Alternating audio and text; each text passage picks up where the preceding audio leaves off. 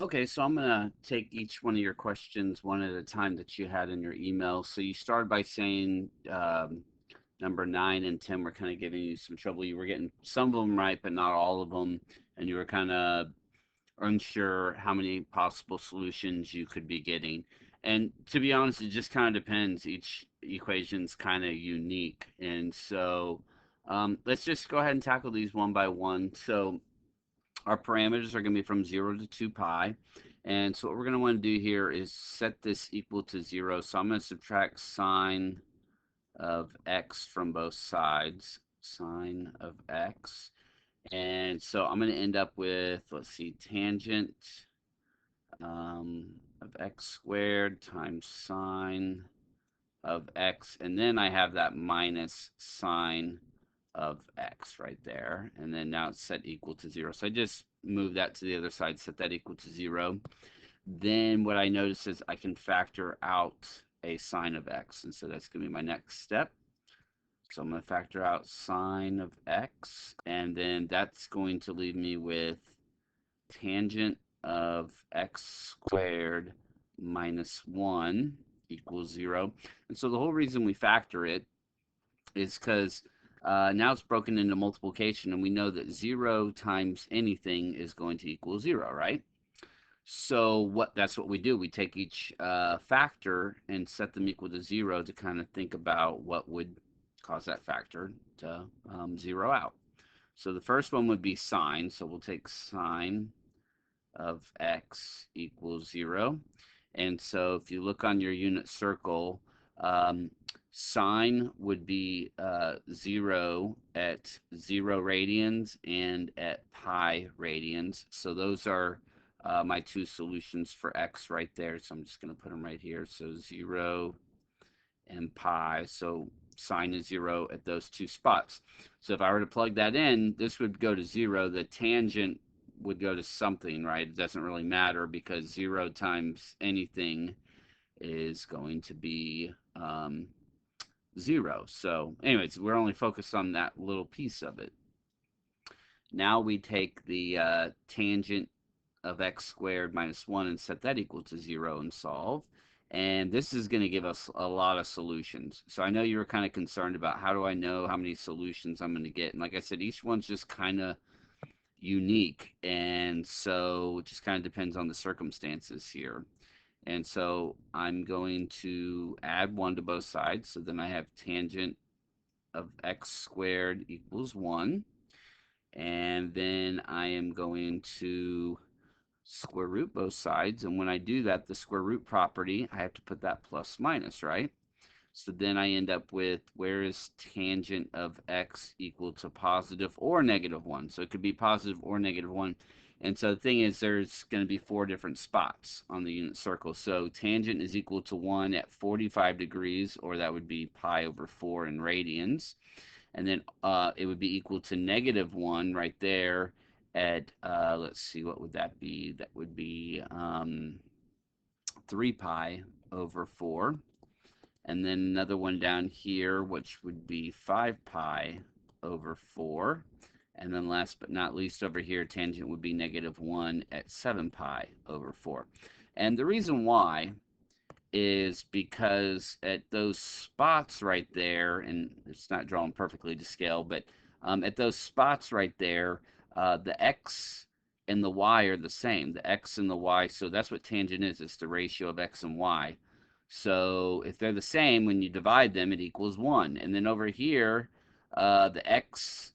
the only difference is x is going to be negative over here, and then y right there. So that ratio is going to be negative 1, and so on with the other ones. And so this one has 6 correct answers. So 0, pi over 4, 3 pi over 4, pi, 5 pi over 4, and then 7 pi over 4. So that's for number 9. We'll go ahead and take a look at number 10 now. Okay, so this one, yep. So looking at it here, it's pretty challenging, but if we can factor it, it makes our life a lot easier. Now, yeah, that 6 does kind of complicate things a little bit here, makes the factoring process a little bit harder. And if you really wanted to, a lot of people use substitution, like so you'd have 6 6u squared plus 5u and then plus 1, so that you can kind of just focus on trying to factor this, and then you replace the u's with sine of x when you're done. So anyways, it looks like it's probably going to be like a 3u and a 2u. That multiplies to give me 6u squared.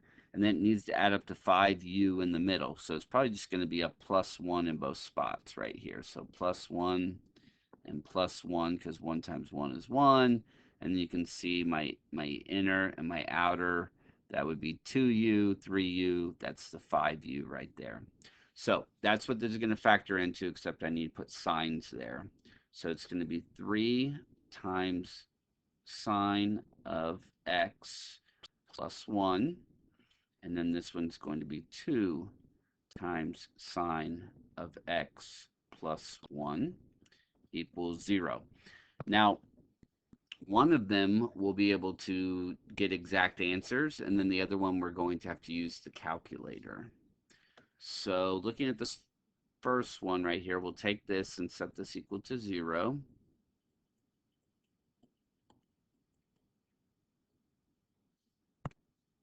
So let's see, we'll subtract 1 and then divide by 3 in a second.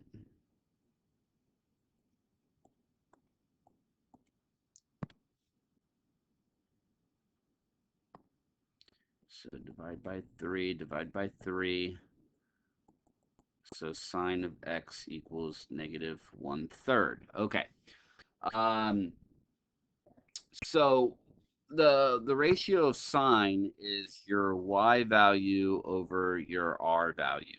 Um, so if you're kind of looking at if you're looking at an xy plane, and so I don't know what the x value would be exactly on that, but you could kind of estimate it in a picture. And so I'll go ahead and do that for you. And then the second one actually is pretty straightforward. Um, so if you look here, this could be my x and y axis. And so I know that the y value is -1, so that'd be going down, right? Now this isn't quite a unit circle. I knew I drew a circle around this, but it can be scaled different ways. You could make the radius 3 or whatever, right? And so if the radius, let's just assume the radius is 3. So 1, 2, and then 3 in all directions, right? And so what I do know is that my y value is going to be -1, which would be down here. And so that would place me about right here on this circle that I kind of created. And so see my y value would be -1, and that r value is 3. I mean, the calculator is going to do most of the work for us in a second, but I just want to kind of show you this. And then we'd have another one over here. And once again, so my y value is -1, the r value is 3. And so when I put it in the calculator, it's only going to give me this answer right here. And it's actually going to give it to me as negative radians. And so I'm going to have to fix that. So let's go ahead and let's see, where's my calculator? Here we go. And so I know on another problem you were saying you weren't getting the same result, and we'll talk about that in a second. But you have to be careful and make sure your calculator is on radians. So I got to put mine on radians, because if not, it won't give me the right answer. So I'm in radians now, and so then I'm going to do the sine inverse of -1/3. And let's see. So see, I got the negative radians rotating clockwise from my starting side, my initial side right here. So what I'm going to do in order to so that's this right here, but in order to get it as a positive radian and within my parameters right here, I'm going to add 2 pi to that, and that will swing me all the way around. So let me grab my calculator again. Here we go. So I'm going to go ahead and add 2 pi to that. And so I got about, I don't know on the homework how many decimal places it goes. I'm going to just go 2 just to make life kind of easy on us right here. So 5.94, 5.94. Okay, so that's my first one. Now, I need to find this other one right here, which would swing from here to here, right? Well, what I know is I know this little part of it right here. I know this little measurement that it makes with the x-axis right here because I knew it right over here. It came out negative in my calculator, but I'm going to go ahead and write it as a pi, or well, let me write out the formula for the blue part right here. What it's going to be is it's going to be pi, because that is the half rotation, and then plus that little sliver right here, which I'm going to have to pull it up on my calculator. See, that little sliver was basically 0.34. I'm going to round to 0.34. I know it's negative on my calculator, but that's because it's giving the angle from the x-axis going clockwise. But we like to measure, we do positive angles going counterclockwise. So I need to add 0.34 onto that. So I'm going to add 0.34 to that, and now I'll put that in my calculator so I can know what that is. So let's see, pi plus 0.34.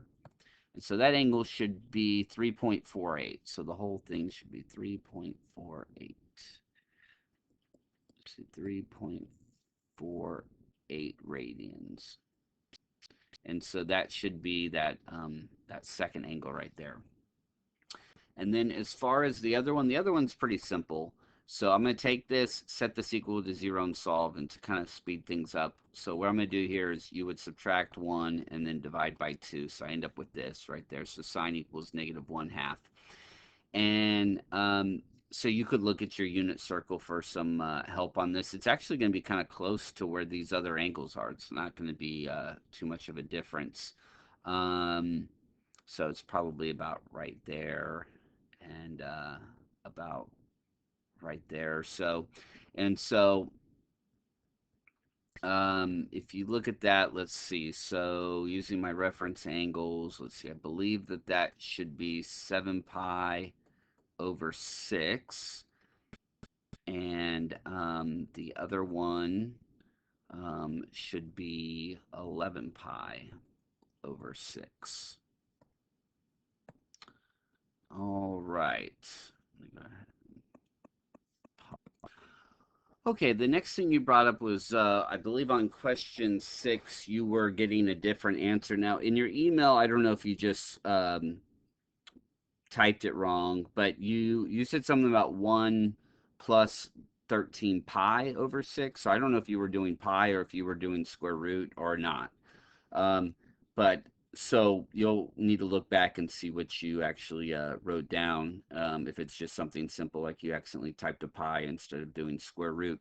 But my suggestion on this, if you're having difficulties with the calculator, obviously first check and make sure you're on radians. And if it's not that, then what you might want to do is this. You might want to do like 1 plus the square root of 13, and then just go ahead and press enter. Get the numerator. And then with most calculators, then you can just press divide by, and it will take the answer and then divide by 6, and there you go. Then you get that. And then now you could take the sine inverse of that number. And so you could take sine inverse and then just type it in. I'd at least go 4 digits just to make sure you're really accurate. So that would round to 0.76, and I'm going to round that to, I guess, 76. So 0.7676. And I should be pretty close to what I have right here. Let's see. So, yeah, 0.875 right there. And so that's what I got. So anyways, just double check that. It might be something pretty simple. If you're still having issues, let me know and we can circle back to that. And then the last thing I think was question 8. You said you just were still kind of unsure. And the thing is, I didn't really go over it too in depth. I just kind of hit on a little bit of it. So I thought maybe it would be best if I just kind of start from the beginning on this question. And so what's going on here is that the angle is getting adjusted. Whatever you're going to plug in is getting doubled. And so what we're doing here is we're kind of doing a little bit of a trick here, to where I don't have to think about too much at once. And so the way this works is I'm going to double my parameters. And so that's what we do here. Whatever's happening to your angle, apply that to your parameters. So if this would have been 1/2 theta, I would have actually have cut my parameters in half. But my angle is getting doubled, so I double my parameters. And what this does is basically help me kind of, for a moment, you just kind of think of this as cosine of theta for a moment, and just kind of think to yourself, okay, where does this where do I get this ratio for cosine on my unit circle? And so when we go here, let's see, that would be right here at pi over 6, 5 pi over 6. Oh, I'm sorry. Sorry, that's incorrect. Let me, because that would have been for a negative ratio. So sorry about that. I'm getting ahead of myself. Um, and then also, um, let's see down here, here we go. That would be at 11 pi over 6. All right, let me double check something real quick. Okay, cool. So continuing, okay, so my parameters is you can go around to 2 pi, but then you can circle again to 4 pi, right? So you can have multiple rotations. And so I think maybe you were getting a little confused on how I was completing those rotations. Well, we know that one rotation is equivalent to 2 pi, right? So if I add that on, that's equivalent. But my denominators are 6. So what I'm actually doing here is I'm multiplying this by 6 over 6, which is like multiplying by 1. I'm just manipulating it so that I can have a common denominator, which is then I'm going to end up with 12 pi over 6. That's the same thing as 2 pi. It's the same exact thing, but that's what I'm going to add on to these. So over here I have pi over 6. I'm going to add 12 pi over 6. So I have a common denominator, which is very helpful. So I have 1 pi plus 12 pi's. Now I get 13 pi's over 6, right? So now I have 13 pi's over 6. And then I'm going to do the same thing to this one. I'm going to go ahead and add 12 pi over 6. So I'm going to end up with 23 pi over 6. Now you have to be careful because these answers are correct if it were my equation, but it's not, right? I kind of manipulated it. And like I said, it's kind of almost like a trick just so I don't have to kind of be thinking about too many things at once. So I kind of focused on this and I manipulated it. And so the thing is, I got to manipulate it back into the parameters of the actual original equation I was given here. So in reality, whatever I plug in is going to get doubled, right? Whatever I plug in, whatever angle I plug in is going to be doubled, right? So I plug in these angles, it will not work. Like if I plug in pi over 6, what happens is I would end up getting cosine of 2 pi over 6, which is cosine of 1/3, or pi over 3, which that's not, that would be incorrect. And so what I have to do is adjust my answers to meet up with the parameters from the original equation. So then what I do is I basically undo what I did to my parameters. I multiplied my parameters by 2. So now what I'm going to do is I'm going to take my answers and do the opposite. I'm going to divide them by 2 or multiply them by 1/2. A lot of times I like to say multiply by 1/2. And so all my answers right here. So let me write them all out and then I'll show you how I like to do this. So let's see, we're going to have pi over 6, 11 pi, 11 pi over 6,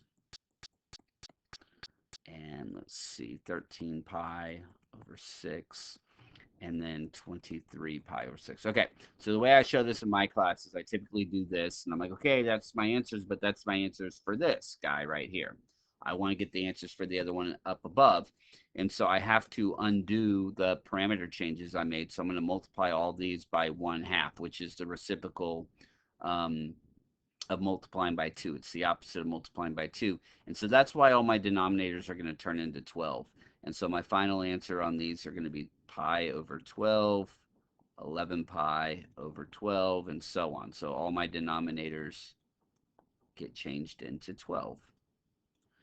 So I hope that kind of helps you there. If you have any other questions or if you're getting stuck on anything, I don't want you to get frustrated. Just feel free to send it to me and I'll be happy to make you a video and send it back. All right.